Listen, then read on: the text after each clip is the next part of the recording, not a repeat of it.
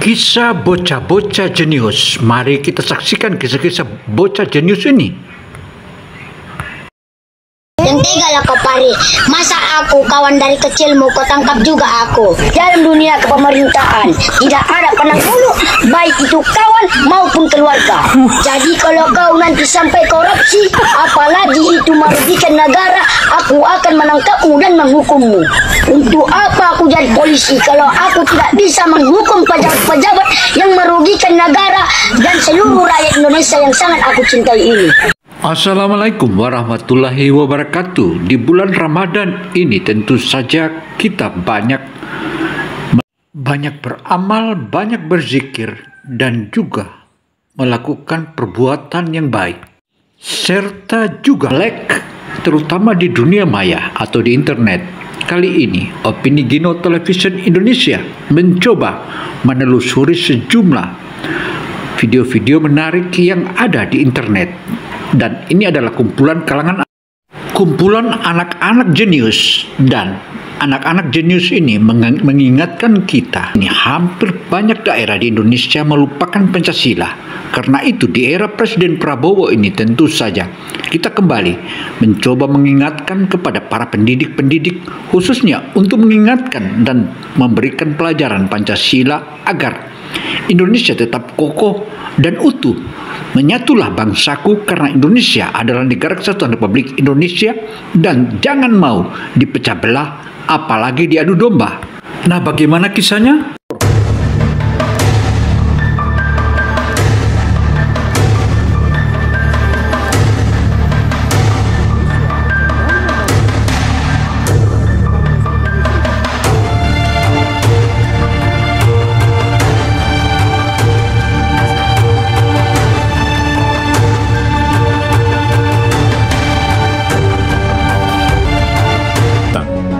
Ketegangan yang dahulu menjadi titik panas dan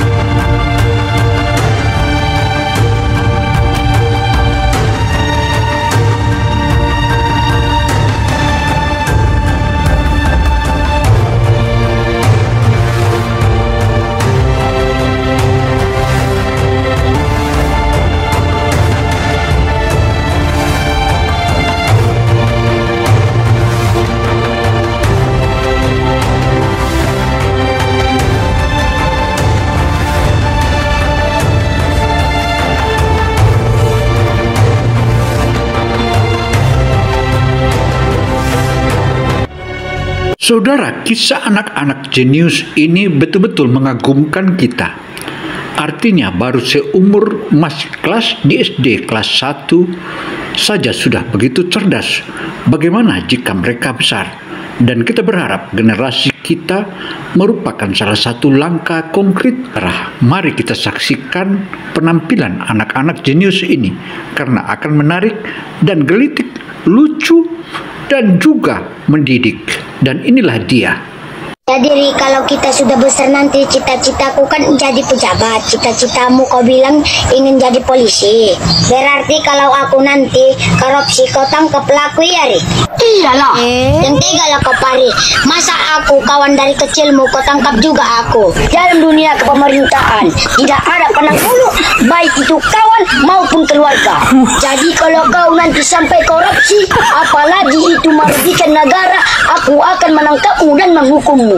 Untuk apa aku jadi polisi kalau aku tidak bisa menghukum pejabat-pejabat yang merugikan negara dan seluruh rakyat Indonesia yang sangat aku cintai ini. Jadi polisi itu harus menegakkan hukum yang seadil-adilnya. Saudara, aksi serius anak-anak atau budak-budak kecil ini merupakan salah satu petunjuk dari Allah Subhanahu wa Ta'ala bahwa sepantasnya negeri ini menjadikan anak-anak didik, dan inilah salah satu contoh manfaat daripada makan gizi gratis di sekolahan. Dan benar, polisi belum kita lihat tugas menangkap para bajingan-bajingan koruptor itu. Akankah polisi terus diam dan menangkapkah mereka? Karena kejaksaan dan KPK sudah menangkap, bagaimana dengan polisi? Semoga dengan contoh bocah-bocah ini, polisi segera bergerak untuk menangkap yang lainnya. Bagaimanakah itu? Artinya dengan mereka makan gizi di sekolahan, kini sudah mulai tampak kehebatan. Untuk itu saudara, mari kita ikuti selanjutnya. Bocil inilah generasinya Jenderal Hugeng. Karena itu mari kita saksikan apa yang akan dilakukan oleh generasi. Berarti kalau kau jadi polisi, kau nggak bisa disuap lah dengan uang yari. Maaf kawan, aku tidak mau mengkhianati sumpah dan janjiku kepada kedua orang tuaku dan negara kita ini. Harapan kedua orang tuaku menjadikan aku sebagai polisi untuk menegakkan hukum, bukan melanggar hukum. Mereka tidak mau hukum di negara kita ini tajam ke bawah, tumpul ke atas. Pancasila Bhinneka Tunggal Ika bukan hanya pajangan saja di kantorku nanti, tetapi isi dan maknanya akan kutanamkan di dalam hatiku. Dan aku tidak mau Pancasilaku meneteskan air mata hanya karena aku menerima uang suap dari dirimu. Saudara, penampilan bocah-bocah itu merupakan salah satu penampilan yang maha dasar dan luar biasa, mengingatkan kita yang dewasa saat ini sebagaimana korupsi yang terjadi di Pertamina merugikan negara hingga hampir 1.000 triliun itu merupakan kerugian bagi bangsa kita. Dan marilah kita didik anak-anak kita untuk makin sukses di hari esok.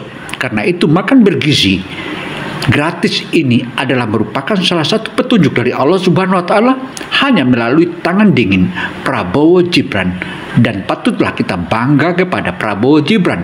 Untuk itu saudara, mari kita lihat yang lainnya. Video juga ini tak kalah menariknya karena anak-anak ini menunjukkan kepiawaian dan terjadi interaksi di antara mereka, dan inilah yang merupakan penampilan terbaik yang menurut versi kami Opini Gino.